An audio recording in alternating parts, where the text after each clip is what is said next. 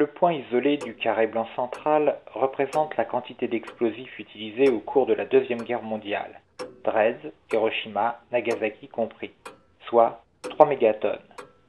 L'ensemble des points disséminés dans tous les autres carrés correspond à la puissance explosive des armes nucléaires stockées actuellement dans les arsenaux du monde, soit 18 000 mégatonnes, c'est-à-dire 6 000 fois plus. Il a été en outre calculé que le contenu de 2 carrés serait largement suffisant pour détruire toutes les grandes villes de la planète.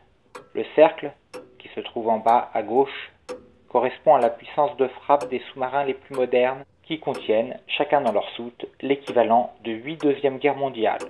Précisons enfin que si l'on divise la somme totale des explosifs que possèdent les grandes puissances par le nombre d'habitants de la Terre, cela donne plus de 3 tonnes de TNT sous le derrière de chacun, enfants compris. Mais la puissance explosive des bombes et des missiles nucléaires n'est sans doute pas ce qu'il y a de plus meurtrier, étant donné qu'il faut y ajouter la radioactivité qui serait consécutive pour des millions d'années à de telles explosions et l'obscurcissement du rayonnement solaire au niveau du sol pour une très longue période qui en résulterait. Bref, ce serait la destruction garantie de toute vie sur Terre. Ce schéma a été présenté lors du colloque Sciences et armement organisé le 1er mars 1986 à la faculté d'Orsay par le collectif de scientifiques pour le désarmement nucléaire. Il n'a jamais été démenti.